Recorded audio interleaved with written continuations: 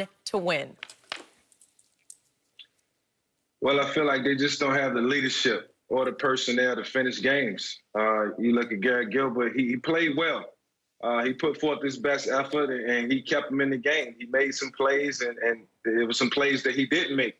And they ran the ball effectively, and, you know, it was all good for 4 quarters, you know, and to the very end. And then, you know, all of a sudden the implosion. And you look at the Pittsburgh Steelers on their side of the ball, they got leaders everywhere, you know, guys who believe that they can come from behind and win. They've done it before.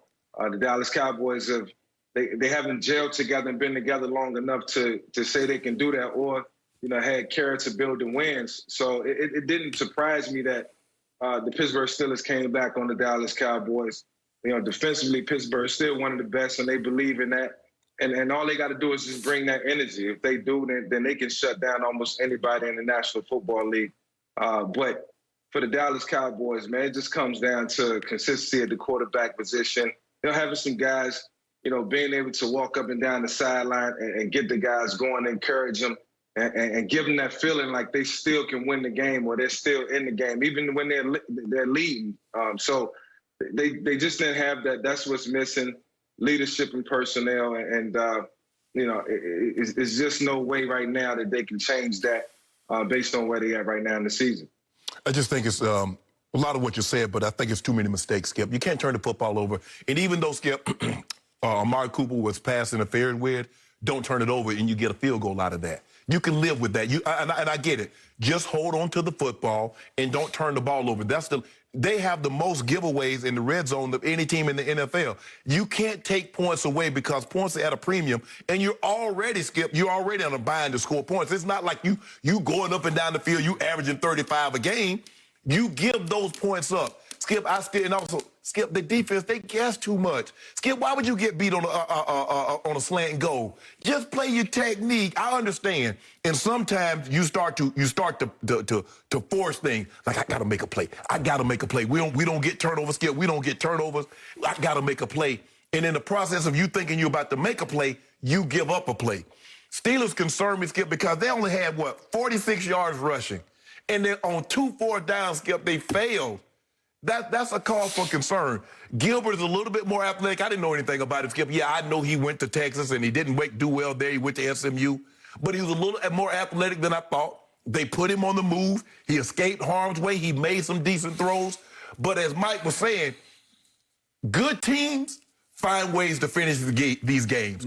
When you're struggling, you will inevitably find a way to lose games. We say that all the time. Why they keep losing? Look at a team's record that has a losing record, and look at a team that has a winning record, and look at how they do in close ball games. The team that wins, they find ways to win close ball games. Team that loses, they find ways to lose close ball games. And your teams are...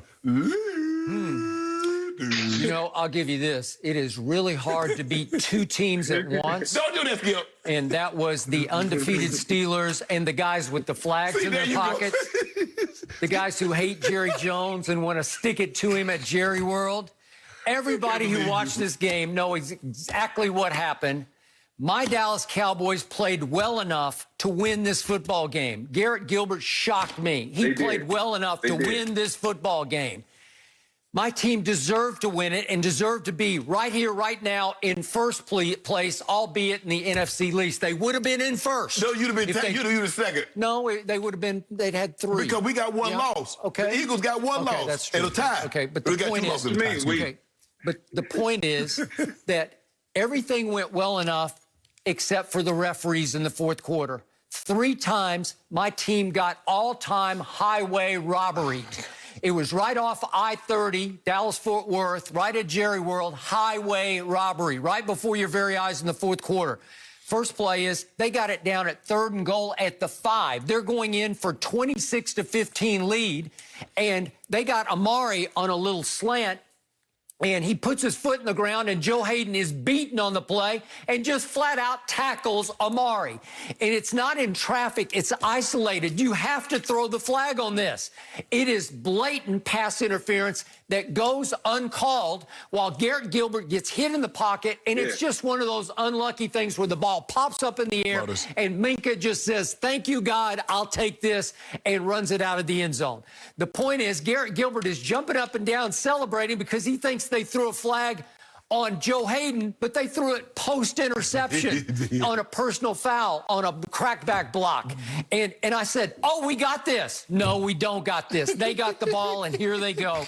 And that brings me to the most egregious call of the night. It's 8:36 left in the fourth quarter, and Ben's got it 1st and 10 at the Dallas 48, and finally Ty Crawford gets to Ben and rocks him, and he fumbles a football, and Olin Smith picks it up, and he's off to the races all the way down to the Pittsburgh 21-yard line. But a flag has flown because, wait a second, Jalen Smith made a legal block. All you do is you chuck the receiver at 5 yards. He chucked him, and there was nothing wrong with the chuck because he didn't grab him, he didn't hold him, he didn't impede him, he just chucked him at 5 yards. You can do it one time, one chuck at 5 yards. And because the man went down, they threw a flag that was unwarranted. And it cost me a 1st and 10 at the 21, going in for 26-15. If we pull that off, we win the game. You sound like Tom Brady begging for calls. No, I'm not begging for calls. These are outrageous calls, which leads to the final one after Ben airmails Chase Claypool with the throw on 3rd and 10 from the 21-yard line. This is with 4:03 left in the game. They called Jalen Smith for illegal hand to the face. He's trying to hit the football, and his fingertips hit Ben's mask. Just fingertips, and then the blow hits the shoulder. I'm sorry, I know it's letter of the law, but it's outrageous. They're going to have to punt from their 21, and it was still 19-18.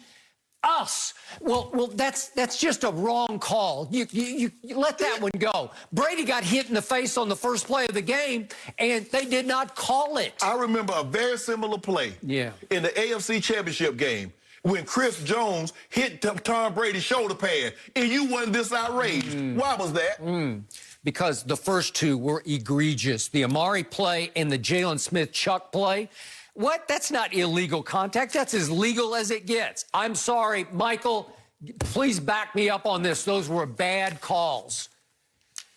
Yeah, I will say in watching the game and seeing the last call, the personal foul on Ben, when that happened, I just thought, man, that's just the Cowboys' luck right now. I mean, everything was perfect and lined up for this team to walk off in the sunset with a win, and it didn't happen because of that. And it's so unfortunate. And I look back over my career, and I always got to reference myself. But a lot of calls that I wish I would have had or we would have got, I might have had 2 rings by now. But unfortunately, that's how the game goes, and, you know, you got to respect it. So, you know, it's difficult, man. The degree of difficulty that the Dallas Cowboys are playing under